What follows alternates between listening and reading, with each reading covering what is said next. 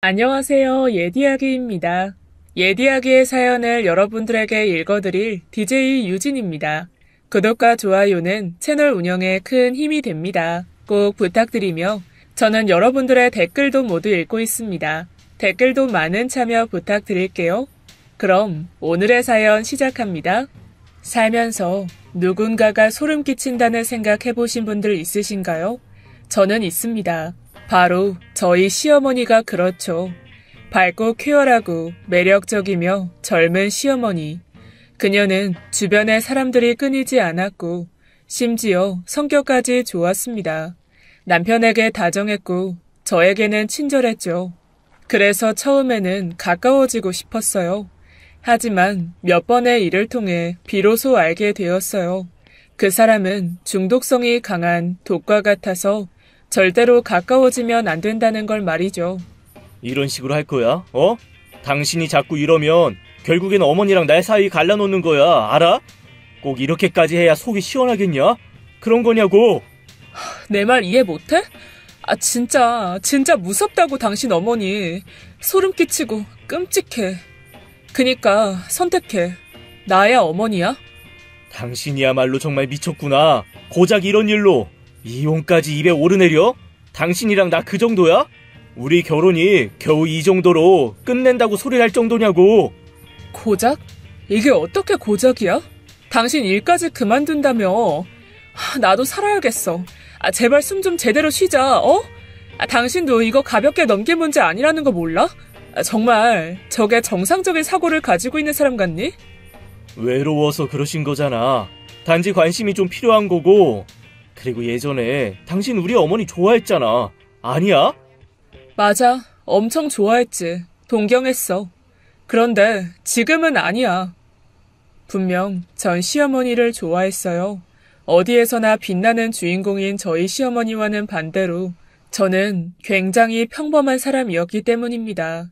평범한 가정에서 자라 무난한 대학에 들어갔고 평범한 외모의 저와 닮은 사람과 긴 연애를 하다가 결국 결혼까지 하게 되었죠.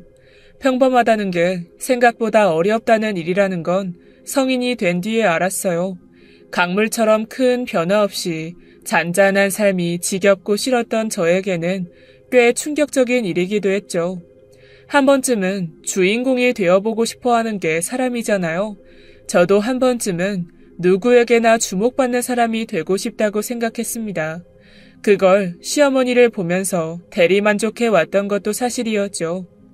시어머니를 처음 본 건 지금으로부터 딱 10년 전이었습니다. 제가 대학을 막 졸업하고 사회생활을 시작하면서였죠. 지금의 남편과는 연애를 막 시작했을 무렵이었습니다. 첫 만남은 우연이었죠. 길을 가다가 남편과 저를 불러 세운 사람이 바로 시어머니였습니다. 처음에는 남편의 어머니일 거라고는 전혀 예상하지 못했어요. 30대 중후반 정도로 보이는 굉장히 이국적인 사람이었죠. 늘씬한 몸매에 짧은 미니스커트, 어깨를 완전히 덮을 정도로 길고 웨이브진 머리카락, 강렬한 눈화장을 하고 있었는데 놀라울 정도로 잘 어울렸습니다. 엄마. 여긴 어쩐 일로? 남편은 눈치를 받고 전 상황 파악이 되지 않아 눈만 꿈뻑거렸죠. 왜? 엄마는 여기 오면 안 되는 거야? 근데 누구? 내 여자친구인데 사귄 지 얼마 되지 않아서. 남편은 당황하는 눈으로 저를 돌아보았어요. 인사해. 우리 어머니셔. 네, 안녕하세요. 너무 귀엽네. 너 마음에 든다. 너무 예뻐서 작은 새 같아. 시어머니는 제 어깨를 잡고 한 바퀴 돌더니 방긋 웃으셨습니다. 꼭 연예인 같더군요. 얼굴은 번쩍거렸고 좋은 냄새도 났죠. 전 어찌해야 할지 몰라서 어색하게 웃고만 있었습니다. 데이트 중이야? 내가 밥 사줄까? 시간이 좀 있긴 한데 어때? 나한테 이런 기회를 한 번만 줄 수 있을까? 그게... 맛있는 거 사주면 되잖아. 비싼 거. 밥 좀 사게 해주라. 작은 새랑 우리 멋진 아들이랑 두 사람에게 잘 보이고 싶은걸. 남편의 어머니는 어깨를 잡고 아이처럼 매달렸죠. 알았어. 그럼 진짜 맛있는 거 사줘. 당연하지. 그리고 센스 있게 빠져줄게. 실제로 둘은 친구처럼 보일 정도로 다정해 보였어요. 아들 하는 게 장난처럼 보였고 오히려 누나와 동생이라고 해도 믿을 정도로 보였죠. 무엇보다 사람을 편안하게 하는 그런 매력이 있더군요. 낯을 굉장히 많이 가리는 저 역시도 조금 시간이 흐르자 어색함을 전혀 느낄 수 없었습니다. 신기하게도 오히려 재미가 있었죠. 믿겨지세요? 남자친구의 어머니와 함께 밥을 먹고 커피를 마시고는 약속이 있다며 나가는데 아쉬울 정도였다는 걸 말입니다. 어머니가 왜 저렇게 예쁘셔? 뭐 예쁘긴 하시지. 말투가 좀 특이하기도 하고. 작은 새, 그건 좀 그래. 표현력이 풍부하시다는 정도? 혹시 나이가 어떻게 되시는지 물어봐도 되나? 이제 39? 네가 25살인데 결혼을 빨리 하셨나 보네? 그게 사실은 새어머니야. 이렇게 말할 줄 몰랐는데 사귄 지 얼마 안 돼서 말하지 않은 거야. 내가 6살 때 친어머니 떠나셨어. 이전부터 두 분은 자주 싸우시긴 하셨지만 아버지가 어머니랑 결국에 이혼하셨거든. 어린 널 두고 이혼하셨다고? 뭐 때문에? 성격 차이나 돈 문제, 보통은 그렇잖아. 뭐 그렇지. 어머니가 바람을 피우셨다나 봐.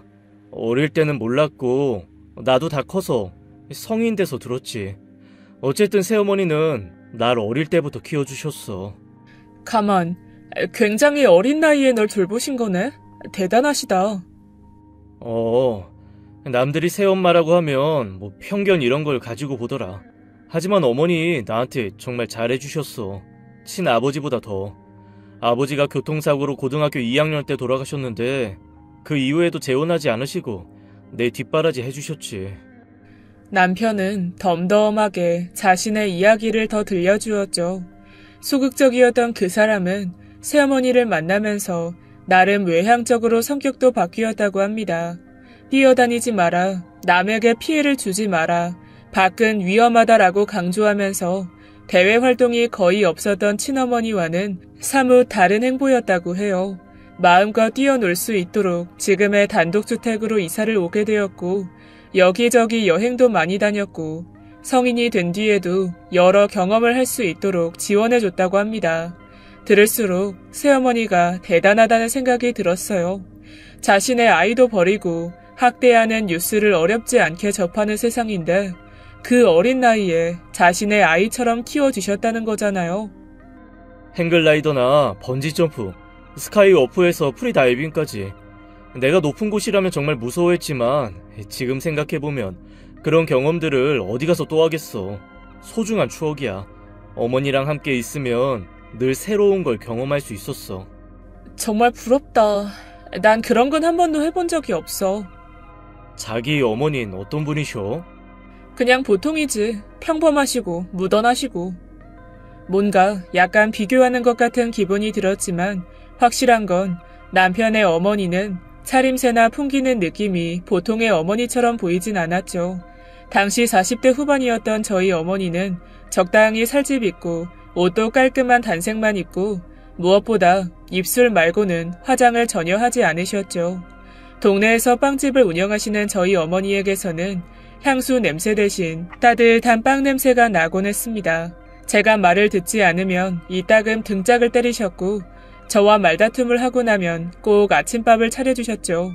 미안하다는 살가운 말을 하지 않는 대신에 제가 좋아하는 반찬으로 가득 차려진 밥상. 저희 어머니는 확실히 평범했지만 누구보다 좋은 사람이었습니다. 난 어머니가 재혼하셨으면 좋겠어. 정말 그게 괜찮아? 난 상상만 해도 별로긴 한데. 일단 나는 그래. 어머니 누구보다 인기도 많고 친구분들도 굉장히 많아. 그런데 저렇게 혼자 있으시니 그게 꼭 나 때문인 것 같아서 마음이 계속 쓰여. 어찌 보면 그럴 수도 있겠다. 아직 젊으시니까. 그 뒤에도 아주 가끔 남편의 어머니와 함께 식사를 하곤 했어요. 계절이 바뀌고 또 한 해가 갈 정도로 저희들의 만남은 꽤 오래 지속되었죠. 덕분에 시어머니가 굉장히 부지런한 사람이라는 걸 알게 되었습니다. 몸매 유지를 위해 운동을 다녔고 피부 관리도 게을리하지 않으셨죠.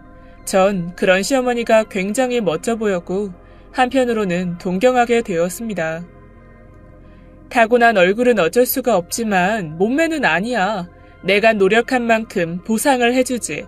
피부도 마찬가지고. 지금 당장 눈에 보이지 않는다고 내버려두면 인간도 기계처럼 녹이 슬어버리는 거라니까. 천천히 자기도 모르는 사이에. 엄마, 얘가 피부는 진짜 타고났어. 진짜로. 그러니까 더 유지해줘야 되는 거지. 넌 남자라선 몰라. 남자친구라면 그런 세세한 부분도 챙겨줘야 되는 거야. 보렴, 얼마나 착하고 예쁜지. 정말이지, 내가 꿈꾸는 며느리야. 솔직히 저를 싫어하지 않는 것만으로도 고마웠죠. 여러 가지 조언을 받은 남자친구는 제게 더 잘해주기까지 했습니다. 어머니의 말씀처럼 저를 배려하고 생각해주려고 애썼죠. 우린 시어머니 덕분에 좀 더 성숙한 연애를 할 수 있었던 것 같습니다. 하지만 모든 게 뜻대로 되는 건 아니었어요. 연애 기간 동안 착실히 공부에 매진해 공무원이 된 남자친구는 지방으로 가게 되었고 왕복 4시간이 넘는 거리에 있던 저와는 오래 떨어져서 지내야 했습니다. 그래서 자연스럽게 저희는 멀어지게 되었죠. 누구나 헤어지자, 헤어지지 말자 하면서 그렇게 이별하는 줄 알았는데 저희는 그게 아니었어요. 인연이 아니라는 듯이 서서히 점차 서로가 소중해지지 않았던 것 같습니다. 지금에 와서 생각하면 그때가 저희의 권태기, 그 비슷한 시기였던 것 같아요. 그렇게 떨어져 있는 기간 동안 저나 남편이나 서로 다른 사람을 만났습니다. 운이 없다고 해야 할지 제가 만난 사람은 굉장히 나쁜 사람이었죠. 처음에는 분명 친절하고 착한 사람이었지만 얼마 안 가 본색을 드러내더군요. 집착과 소유욕으로 인해 매일 살얼음판을 걷는 기분이었습니다. 싸울 때마다 헤어진 저의 전 남자친구에 관한 이야기를 하며 저를 못살게 굴더군요. 오히려 그래서 이전 사람을 더 떠오르게 만들었죠. 첫사랑? 그리 절절해. 그래서 못 버리고 가지고 있었어? 이거 그 사람이랑 같이 한 반지 아니야. 친구랑 한 거야. 그럼 그때 그 친구 전화번호 뭔데? 불러. 오빠가 지웠잖아. 내 친구들 번호 다 지웠잖아. 헤어지고 싶었지만 쉬운 일이 아니었어요. 제가 사는 곳까지 찾아와서 협박을 하던 그 사람은 경찰들까지 출동해서 떨어뜨려 놔야 했습니다. 하지만 단순한 경고에 머물렀기에 남자친구는 몇 번이고 저를 찾아왔죠. 사과하고 미안하다고 빌었지만 받아주지 않자 끝내 저에게 폭력까지 행사했어요. 단순히 몇 줄의 글에 불과한 그 시간은 제게 지옥과도 같았습니다. 데이트 폭력을 당하는 여자들을 이해하지 못했던 제가 너무 우습게 느껴질 정도로 비참했던 경험이었죠. 속은 까맣게 탔고 탈모까지 올 정도로 정신적인 스트레스는 극에 달했어요. 아무렇지 않게 저를 죽이겠다는 그 사람에게서 어쩌면 절대로 벗어날 수 없겠다. 그렇게 생각했습니다. 그런데 정말 어이없게도 그 사람이 다른 여자를 마음에 두기 시작했을 때 전 그를 완전히 벗어날 수 있었죠. 정말 웃긴 일이었지만 실제로 그렇게 어이없게 헤어지게 된 거였습니다. 그렇게 다시 얼마간의 시간이 흘러서 친구를 데려다주는 길이었어요. 너 맞지? 이게 얼마만이야? 잘 지냈니? 잘 지냈어? 정말 오랜만인 것 같네. 우리 그러지 말고 커피나 한잔 할래? 그 어색했던 공기가 기억이 나요. 그 사람의 표정이 어찌나 어두운지 초조하기까지 했죠. 솔직히 저는 다시 만나게 되어 좋았습니다. 그 정확한 이유가 뭔지는 모르겠더군요. 권태기로 인한 이별이었기에 어떤 슬픔도 느껴지지 않았던 헤어짐이었죠. 그런데 제가 만난 사람이 하필 최악 중에 최악이었기에 단순히 지친 마음을 쉬고 싶어서 그리웠던 건지 아니면 정말로 좋아하는 마음이 남아있었기에 그리웠던 건지 확실하진 않았습니다. 여기로 발령이 났어. 다시. 진짜 잘 됐다. 자리가 없어서 안 될 것 같다고 하더니. 뭐 그렇지. 어머니도 많이 서운해하셨고, 그리고 나도 너 많이 보고 싶긴 했거든. 나? 나를? 우연 아니야. 뭐? 사실 며칠 전부터 여기 돌아다녔어. 여기 근처에 사는지 궁금했거든. 흐지부지하게 끝나긴 했지만 다시 만나고 싶었어. 따뜻했던 커피가 다 식을 때까지 남편은 그간에 있었던 일을 들려주었어요. 저와 헤어진 뒤 한 1년 정도 교제한 여자가 있었다고 했죠. 친구들에게도 소개했고 어머니에게도 인사를 드렸을 정도로 가까워졌다고 했습니다. 그런데 유독 어머니와 사이가 좋지 않아서 곤욕스러웠다고 해요. 그 여자는 남자친구를 붙잡고 매일 울고 어머니도 마찬가지였다고 해요. 그 여자는 어머니를 이유 없이 싫어했고 어머니는 그 여자가 좋은 사람이 아니라며 반대하셨다고 합니다. 그러다가 저와 어머니의 사이가 좋았던 게 떠올랐고 아주 가끔씩 제가 궁금해졌다고 하더군요. 그리고 시간이 흐를수록 제가 더 그리워졌다고 합니다. 나중에는 떨어져 있는 그 시간이 너무 고통스러울 정도였다고 했죠. 제 안부를 여기저기 물어봤지만 딱히 알고 있는 사람이 없어서 답답했다고 하더군요. 이해가 됐습니다. 그랬을 거예요. 그 당시에 제 남자친구 때문에 주변의 친구 관계가 모두 단절된 상태였으니까요. 그렇게 최근에 지방에서 올라오게 된 것이었고 올라오자마자 저를 수소문하고 다녔다고 했습니다. 그런데 어머니가 왜 그 여자분을 싫어했어? 이상한데? 어머니 그런 분이 아니잖아. 굉장히 잘 대해줬을 것 같은데. 나도 지금까지 그게 이해가 안 돼. 너를 그렇게 좋아하셨는데 그래서 짐작만 하는 거지. 내가 모르는 뭔가가 있구나 하는. 어머니가 솔직하시긴 한데 또 말 안 하는 건 절대 안 하시거든. 어쨌든 그래서 다시 왜 만나고 싶었는데? 솔직히 모르겠더라. 정확하게 어떤 이유가 있는 건 아니었거든. 두 여자 사이에 끼어서 힘들었던 건지 아니면 계속 네 생각이 났는지. 그런데 여기 발령받고 나서 널 찾는 날 보고 알게 됐어. 생각보다 내가 널 많이 보고 싶어 했다는 걸 말이야. 그냥 그렇다고. 참 이상하고 신기한 일이었어요. 잔잔하고 낮은 그 사람의 음성에 위로를 받는 기분이었죠. 저를 보고 싶었다는 그 말이 사랑한다는 말보다 더 달콤하게 들렸습니다. 그래서 저도 용기를 내서 제 이야기를 털어놨어요. 그간 힘들어도 누군가에게 말을 못했던 끔찍한 기억을 하나씩 꺼내어 두었죠. 주위에 친한 친구들도 있었지만 저는 차마 제가 협박당하고 폭행을 당했다는 말을 할 수가 없었습니다. 그게 제 약점이라는 걸 알았으니까요. 제 잘못이 아니더라도 평생 꼬리표처럼 따라다닐 충격적인 제 치부 말입니다. 처음에는 위로하고 또 공감하고 누구라도 대신 팔을 걷어 도우려 할 거라는 걸 모르진 않았어요.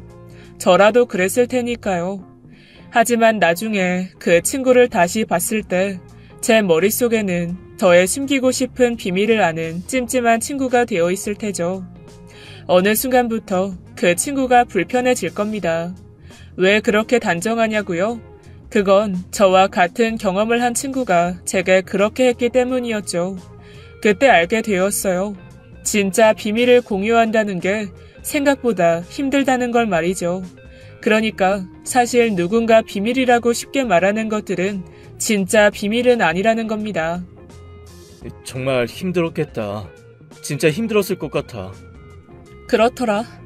예전에 난 그런 사람 만나면 당장 신고하고 헤어지면 되는 일이라고 간단하게 생각했었잖아. 기억나? 근데 막상 내일이 되니까 쉽지 않더라. 미련이 남더라고. 내가 그 사람을 화나게 한 거고 내가 행동을 똑바로 못한 거라고. 나도 모르게 스스로가 잘못했다고 그럴만하다고 합리화를 하는 거야. 그렇지. 사람은 근데 누구나 그래. 어쩔 수가 없는 거야. 중요한 건 거기서 네 잘못은 없다는 거지. 넌 날 불안하게 한 적 없어. 이건 경험자니까 확실하게 말할 수 있지. 그러니 그런 생각 마, 앞으론. 네 잘못이 아니라는 말을 듣고 싶었는지 눈물이 쏟아지더군요. 어쩌면 불편할지도 모를 헤어진 사람에게 말하는 또 다른 내 과거. 그런데 마음이 편안해졌어요. 어쩌면 그 사람도 제게 이야기를 털어놓은 게 비슷한 이유가 아니었을까 싶었죠. 한 번, 두 번, 그렇게 아주 가끔 저희는 만나서 이야기를 나눴어요. 그러다가 사건이 터지게 되었습니다. 그저 평온했던 주말 낮, 정말 특별할 거 없는 하루였어요. 전 친구와 약속을 잡고 집에서 나와 골목을 걷고 있었습니다. 그리고 순간적으로 정신을 잃어버렸죠. 다시 깨어보니 땅바닥에 엎드려 있더군요. 누군가 저를 강하게 밀어 벽에 부딪힌 게 떠올랐죠. 고개를 들어 저를 내려다보는 그 사람의 얼굴을 보니 전 남자친구였습니다. 이를 악물고 분노로 몸을 떨면서 더 때리고 싶은 걸 겨우 참는 것처럼 보였죠. 잊고 있는 줄 알았는데 얼굴을 보니 공포가 제 몸 깊숙이 박혀 있다는 걸 느꼈습니다. 마치 손가락에 박힌 작은 가시처럼 느끼지 못했다가 갑작스럽게 느껴지는 통증으로 존재를 깨닫게 된 것 같았죠. 너 그 자식 다시 만나더라. 내가 모를 줄 알았어? 이럴 줄 알았어. 난 진작부터 알고 있었다고. 내가 헤어져 주지 좋다고 다시 만난 걸 보니 안 되겠더라. 또 왜 그러는 건데? 네가 헤어지자고 했잖아. 경찰에 신고할 거야? 진짜 넌 미쳤어. 미쳤다고. 그래, 신고해. 전에도 신고했잖아. 그냥 벌금만 내면 그뿐이야. 저는 전화기를 꺼내서 다급하게 112를 눌렀어요. 그런데 그 사람이 제 휴대전화를 빼앗더니 바닥에 던져버렸습니다. 전 살려달라고 소리를 질렀고 오고 가는 사람들의 발길이 멈췄지만 나서서 저를 도와주는 사람은 없었죠. 다들 몸을 움찔거리면서 상황을 볼 뿐이었어요. 뭐 구경 났어? 가던 길 그냥 가세요. 네? 이 사람 내 여자고 그냥 다투는 거니까 바람 피워서 내가 혼을 내는 것뿐이에요. 아니에요. 남자친구 아니라고요. 도와주세요. 늘 그랬습니다. 제가 길 한복판에서 맞을 때도 그랬고 횡단보도에서 머리채를 잡혔을 때도 그랬어요. 끼어들기를 주저하고 이런 문제에 얽히고 싶어하는 사람이 없었죠. 하지만 다행히 누군가 신고를 한 모양인지 얼마 지나지 않아서 경찰차가 골목길 끝에 보이더군요. 폭력 사건이라서 이전처럼 남자친구는 그냥 돌아가진 못했어요. 저 역시도 서까지 동행을 해야 했죠. 몸은 심하게 떨렸습니다. 두려운데 휴대폰이 망가지는 바람에 저를 기다리고 있을 친구에게 연락은 할 수 없었어요. 그러다가 제가 유일하게 기억하고 있는 번호로 전화를 했죠. 경찰서에 가장 먼저 모습을 드러낸 건 다름 아닌 지금의 시어머니였습니다. 그 사람과 함께 왔더군요. 이 얼굴 좀 봐. 어떤 놈이 우리 애를 때렸어? 어? 너야? 아니면 너야? 아니 누구냐고 왜 얼굴을 이렇게 만든 게? 사복을 입은 경찰분이 시선을 조사받고 있는 전 남자친구에게 돌렸어요. 그래, 너야? 네가 때렸구나. 너도 아주 죽어봐라. 성큼성큼 걸어와서 얼결에 눈이 마주친 전 남자친구의 뒤통수를 때렸죠. 경찰은 소란 피우지 말라며 건성으로 만류했기에 결국에 머리털을 한 움큼 뽑고서야 저에게 오셨습니다. 벽에 쓸려 다친 얼굴, 그리고 손의 상처를 살피면서 눈물까지 글썽이셨어요. 부끄럽기도 하고 고맙기도 한 그런 복합적인 기분이 들었죠. 저는 고개를 푹 숙이고 눈물을 흘렸습니다. 너 정말 괜찮아? 병원 가야 하는 거 아니야? 괜찮아, 진짜로. 어머니랑 같이 있다가 연락받아서 이렇게 됐어. 많이 당황했지? 계속 걱정이 되신다고 하셔서. 야, 겨우 저런 놈 만나려고 나랑 헤어진 거냐? 주말에 자기 엄마나 데리고 다니는 마마보이? 생긴 거 꼴하지 마라. 진짜 어이가 없네. 이봐요. 헤어졌으면 헤어진 거지. 대체 왜 그러고 삽니까? 내가 안 헤어지면 안 헤어진 거지. 그쪽은 뭔데? 애인도 아니고 그냥 어정쩡하게 옆에 있는 주제. 계속 욕을 섞어 이죽거리는 그 사람에게 경찰이 여러 번 주의를 줬지만 무시하더군요. 조용히 하라는 말 못 들었어? 아줌마는 왜 자꾸 끼어들어? 나 고소할 거야. 나 머리 때리고 이거 폭행이야. 진단서 끊을 거라고. 증인 여기 경찰들 다 봤잖아. CCTV도 있을걸? 야, 고소? 웃기네. 나도 너 고소할 거야. 합의 절대로 안 해줘. 너 상습 폭행이야. 저번에는 벌금이겠지만 이번에는 아닐걸? 몇 년이 걸려도 내가 너 감옥 반드시 보낼 줄 알아. 알았어? 그래, 말 잘했다. 고소해봐. 어디 한번 끝까지 가보자. 애 얼굴을 이렇게 만들었으면 너도 각오는 해야 할 거야. 아줌마가 대체 뭔데? 각오해라 말아야. 웃기네. 예? 내 예비 며느리다. 어쩔래?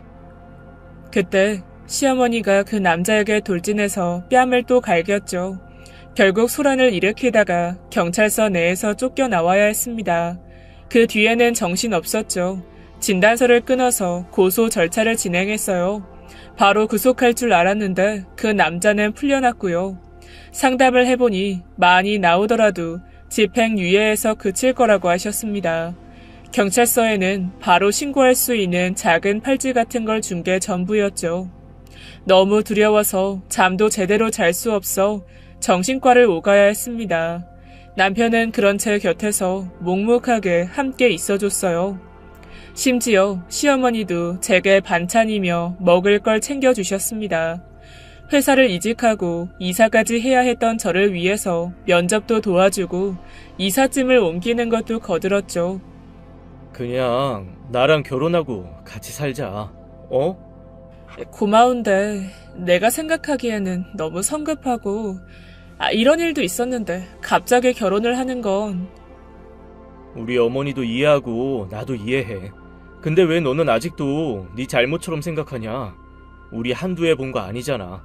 너 아직 좋아하고 연민이나 그런 감정 아니야. 그러니까 생각해봐. 도피일지도 모른다는 생각이 들었어요. 너무 힘들고 지쳐서 쉬고 싶어서 내가 남편을 선택한 건 아닐까 하는 생각도 했죠.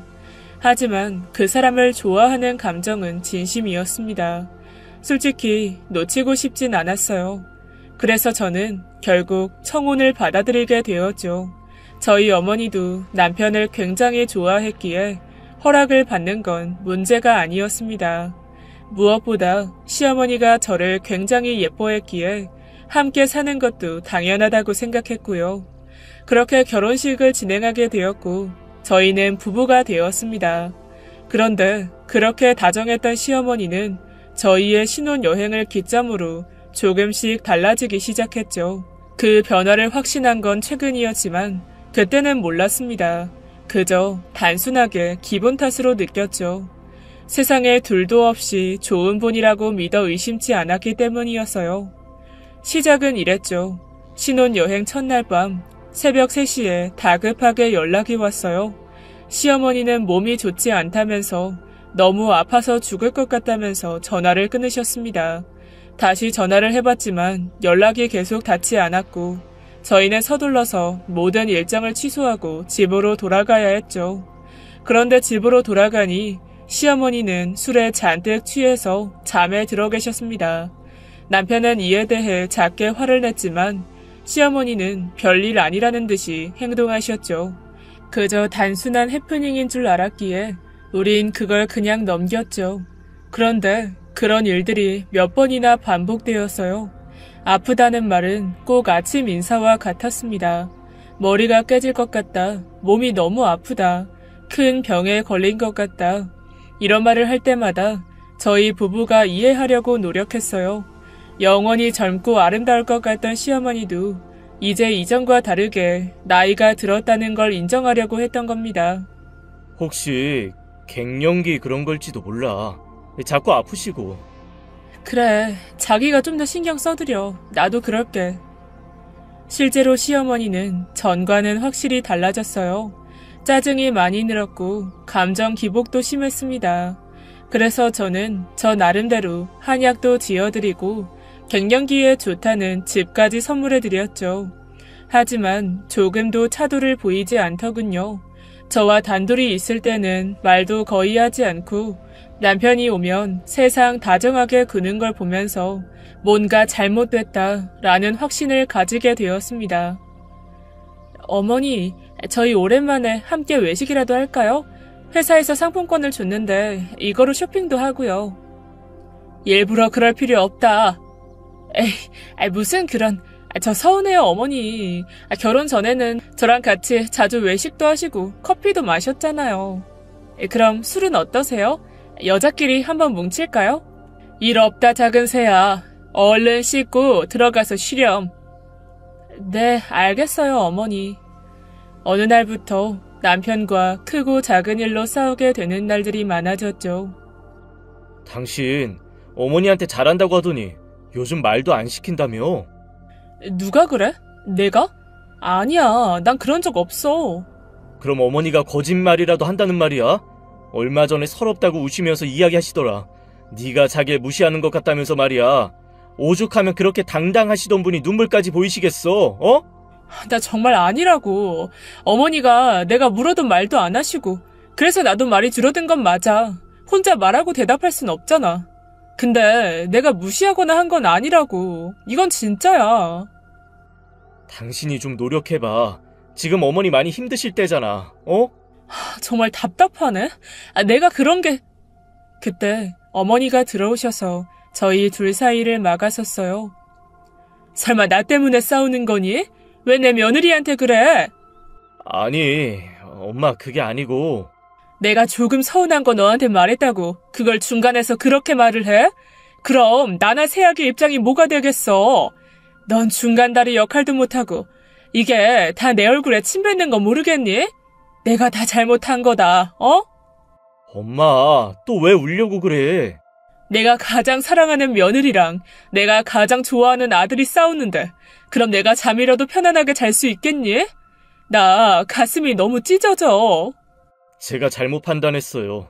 그러니까 울지 마셔, 어?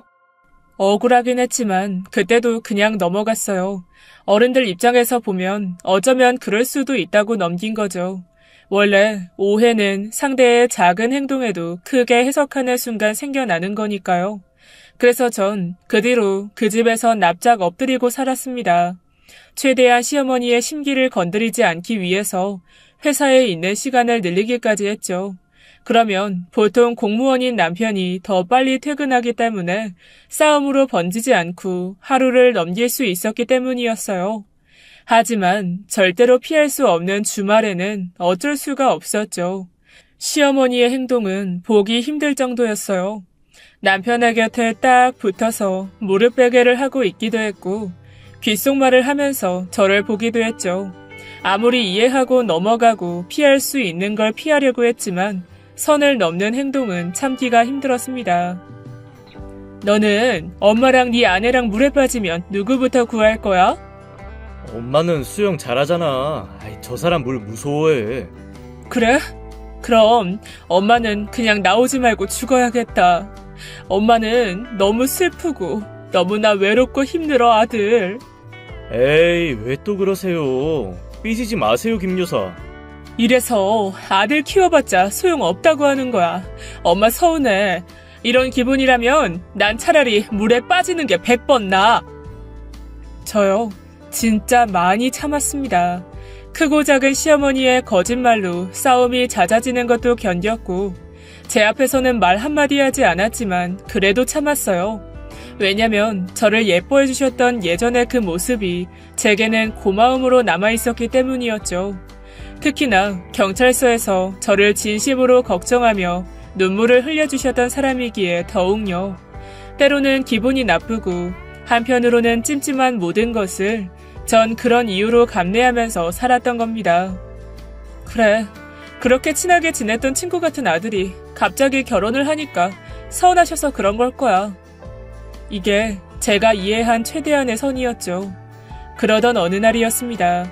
남편과 시어머니 둘이 주말에 영화를 보기 위해 집을 비웠던 날이었죠. 정확한 날짜는 기억이 나지 않는데 꽤 쌀쌀했던 걸 보면 딱 이맘때였을 겁니다. 차인벨이 울렸는데 확인을 해보니 60대 정도로 보이는 아담한 아주머니였어요. 저는 현관문을 열고 나갔고 그분은 저를 보자마자 허리를 깊게 숙여 인사를 하셨죠. 얇은 비닐 같은 옷을 겹겹이 입고 목을 칭칭 감고는 손에는 음료수 박스가 들려 있었습니다. 처음에는 무슨 종교인가 했는데 분위기가 달랐죠. 제 앞에서 머뭇거리는 그분에게 저는 모에 홀린 듯 들어오라고 했습니다. 좋지 않은 경험 때문에 고도로 발달한 경계심이 이유 없이 무너지는 순간이기도 했죠. 그리고 저는 그분의 정체를 알게 되었습니다. 그러니까 제 남편의 친어머니라고요? 그분이 고개를 아주 천천히 끄덕이셨죠. 아이를 두고 도망가셨다던 그분이요? 면목이 없네요. 여기 왜 오셨어요? 남편이 알고 있나요? 둘이 나간 거 보고 아가씨 보러 왔네요. 한번 보고 싶어서. 감시하고 계셨어요? 근데 저를? 갑자기 무슨 일이신데요? 혹시 그 여자... 아닙니다. 제가 노파심에... 혹시 시어머니 이야기하시려는 건가요? 네, 그 사람이 혹시 이상한 짓을 하거나 하진 않나요? 저기요. 솔직히 중간 입장에선 뭐라고 할 말은 아니지만 저희 어머니 굉장히 좋은 분이거든요.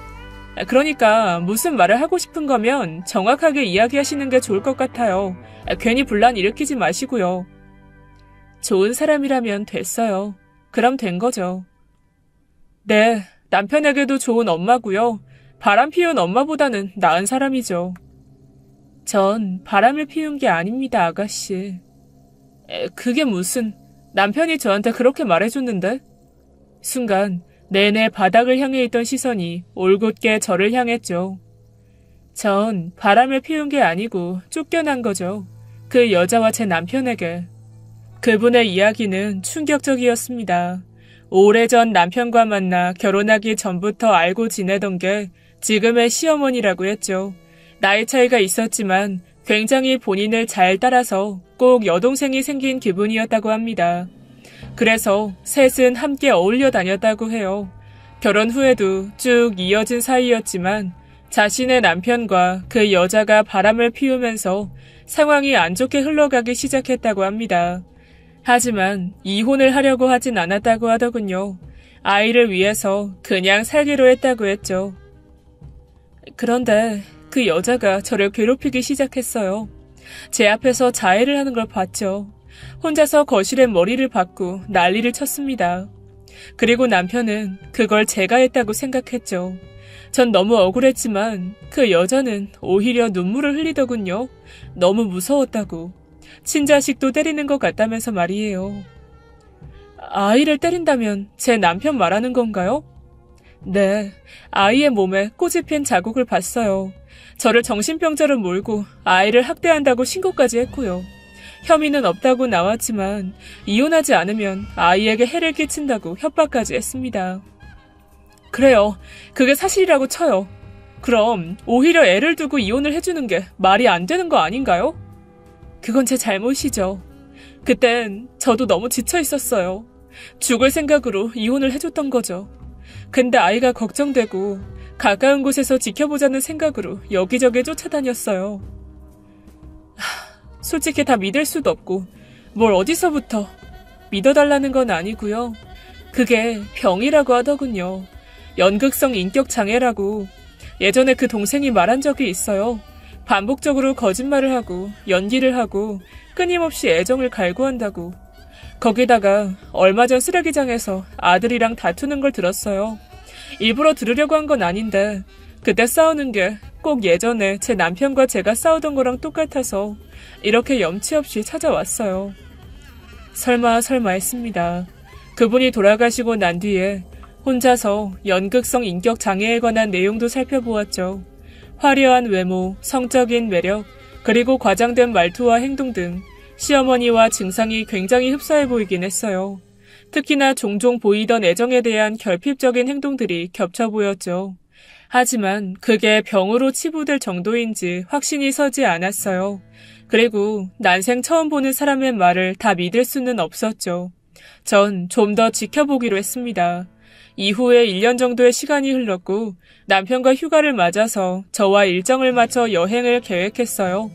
그런데 출발하고 얼마 가지 않아 전산착오로 숙소 예약이 불발되었다고 펜션 업체에서 연락을 받았습니다. 하루 뒤에 출발을 해야 해서 집으로 다시 차를 돌렸죠. 잔뜩 꾸미고 나온 탓에 아쉽기도 하고 남편과 모처럼 외식을 했어요. 그런데 시어머니로부터 연락이 왔습니다. 아주 다급한 목소리여서 남편이 길을 가다 말고 소리를 벌컥 질렀을 정도였죠. 어머니는 집에 도둑이 들었다면서 뭔가 깨지는 소리와 함께 비명을 지르고 계셨기 때문이었어요. 남편과 저는 소식을 듣고 경찰에 신고하면서 미친 듯이 달렸어요. 현관문을 열고 들어서자 물건이 부서지는 소리가 동시에 들렸습니다. 너무 놀라서 남편이 공구하면서 망치를 꺼내들고 방으로 들어갔는데 어머니의 손에 액자가 들린 상태로 내려치려 하고 있었어요. 그리고 당황하는 시어머니의 표정과 마주했습니다. 솔직히 저는 그 상황을 보고 남편의 친어머니의 말이 맞았다는 확신이 들었고요. 뒤이어 경찰이 오고 저희는 몇 번이나 사죄를 해야 했죠.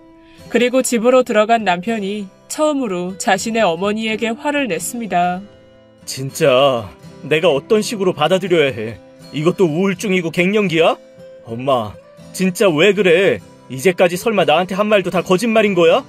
안 사람이 무시하고 욕하고 했다는 말도 설마 했는데. 뭐? 욕? 내가 어머니한테 욕을 했다고?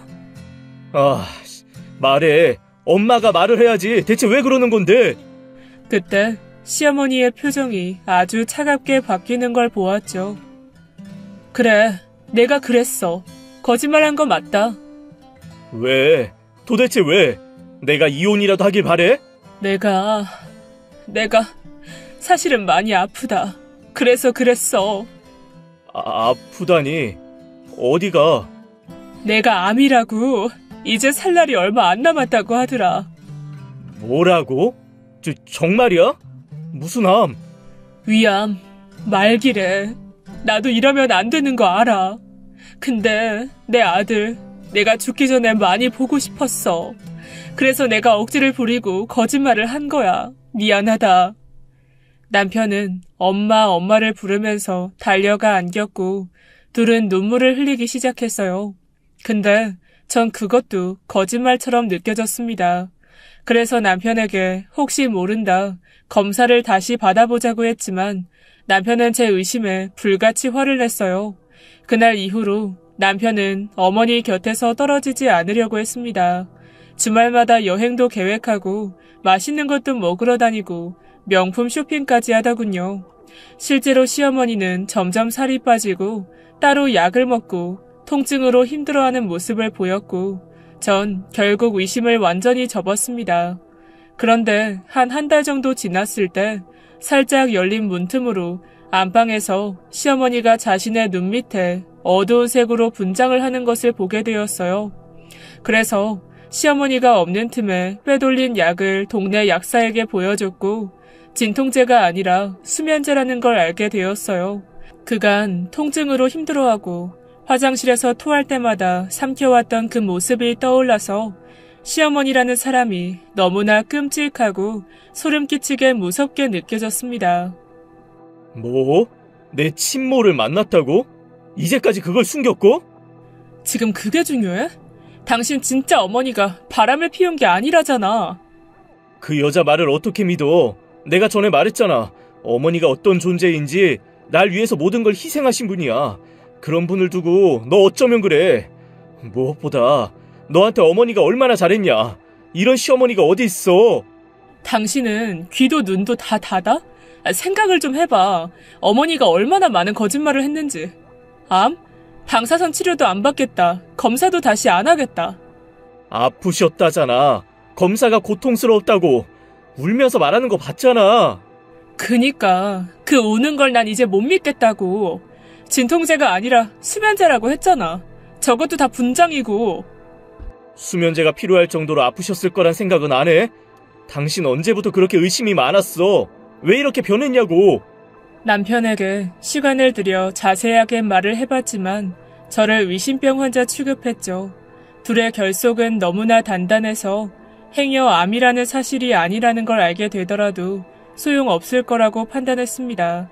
시어머니의 뻔뻔한 연극은 계속되어 남편은 일을 그만두고라도 병수발을 하겠다고 하더군요. 그렇게 해서 앞서서 적은 글처럼 제 입에서는 이혼 이야기가 나오게 된 겁니다. 힘들게 된 공무원까지 포기하려 한다는 아들 앞에서도 자신의 병이 거짓말이라고 실토하지 않는 시어머니를 보니 역겹더군요. 만약 진짜 아들이라도 저렇게 했을까 의문이 들었습니다. 남편은 절대로 이혼을 하지 않겠다고 나왔지만 전 그 집에 더는 있고 싶지 않았죠. 시어머니가 또 뻔뻔하게 연기를 하면서 저를 작은 새라고 부르는 걸 듣고 싶지 않았습니다. 월차 연차를 모두 끌어다가 회사에 내고 친정으로 짐을 싸들고 내려왔어요. 남편은 저를 쫓아서 편도 2시간 반 걸리는 먼 거리까지 뒤따라 내려왔고요. 남편이 저를 붙잡는데 솔직히 흔들리지 않았던 건 아니었습니다. 여전히 남편을 사랑하고 있었기 때문이었어요. 어쩌면 제 인생에서 이런 남자를 2번 만날 수 없다는 생각도 들었죠. 그런데 남편이 저희 집에 도착한 얼마 후 불길한 전화벨이 울렸고 정말 드라마틱하게 시어머니가 때마침 아프다고 하더군요. 얼른 가보셔야지. 때마침 아프신데. 왜 말을 그렇게 해? 일단 내가 다시 올게. 그게 한 달 전이었습니다. 남편은 그날 급하게 올라가다가 큰 교통사고가 났어요. 다행히 생명에는 지장이 없었지만 무릎이 한쪽의 뼈가 완전히 파열되었고 십자인대도 끊어졌죠. 반년 이상의 재활까지 필요하다고 하더군요. 정상적으로 걷는데 최소 8개월 정도의 기간이 필요한 정도였고 2번의 수술까지 해야 했습니다. 그 소식을 뒤늦게 들은 제가 병원으로 찾아갔을 때 시어머니는 뻔뻔하게 병원에서 오진을 한 거라고 암이 아니라고 제게 말을 하더군요. 그 병원이 어딘데요? 정확히 누가 그런 오진을 했죠? 그건 왜? 고소해야죠. 저도 정확히 들어야겠어요. 왜 오진했는지. 됐어. 일을 그렇게 키울 필요도 없고. 분명 어머니 아프셨잖아요. 잠도 이루지 못할 정도로. 위험이었는데 착각했던 걸 수도 있고. 전 저희의 대화를 들으면서 표정에 그늘을 들이운 남편 옆으로 갔습니다. 이래도 아니야? 선택해. 자기야. 뭘 선택하라는 거니? 설마 내가 아프지 않은 게 싫으니? 내가 차라리 아팠으면 하는 거야? 그런 거니, 작은 새야? 그놈의 작은 새! 어머니, 상황을 좀 보세요. 왜 그렇게 소리를 질러? 당신 아들 죽을 뻔했는데도 계속 거짓말 하실 건가요? 이게 오진이라면 넘어가고 실수라고 그렇게 하면 덮을 문제냐고요. 지금 이 꼴을 봐요. 어머니 아프다고 급하게 올라갔다고요. 정확히는 네가 그렇게 내려가지 않았다면 없을 일이지. 그래도 난 너 원망하지 않는다. 왜냐면 내가 널 사랑하니까. 전 눈을 꾹 감고 심호흡을 했죠. 당신 어머니랑 나 둘 중에 하나만 택해. 알았어? 연락 기다릴게. 확실하게 선택해주면 좋겠어. 고민을 하고 있는 건지 지금까지도 남편에게서는 어떤 답도 없습니다. 저도 이 시간 동안 많은 고민을 하고 있는 상태고요. 제가 이렇게 사연을 쓰게 된 건 최대한 정확하게 남편에게 그간에 있었던 일을 말해주고 싶어서였습니다. 만약에 사연이 채택된다면 링크를 보낼 예정이죠. 남편의 우유부단함에 욕을 하는 분들이 있을지도 모르고 저의 고민에 답답해하는 분들도 많으실 거라고 예상이 됩니다. 하지만 제가 고민하는 건 약간 다른 문제죠. 말은 선택하라고 했지만 제 힘든 과거를 품어줬던 남편과 시어머니잖아요. 물론 솔직히 저 역시도 시어머니와 생활하는 게 무섭고 두렵습니다. 이렇게 진짜 아들의 목숨까지 위험했는데도 멈추지 않는 거짓 연기가 소름 끼치기도 하고요. 그래도 만약에 어머니가 치료를 할 의지가 있다면 저도 힘들겠지만 곁에 있어줄 생각입니다. 남편에게도 심각성을 인지할 시간을 주고 어머니를 직접 설득하길 바라고 있어요. 하지만 이런 제 결정이 잘하고 있는 건지 자신은 없습니다. 제가 어떻게 해야 할지 많은 분들의 조언도 듣고 싶네요. 저의 긴 글을 읽어주신 여러분께도 감사를 전합니다. 지금까지 예디학이었습니다. 끝까지 함께 해주신 여러분 진심으로 감사드리며 전 내일 이 시간 다시 돌아올게요. 감사합니다.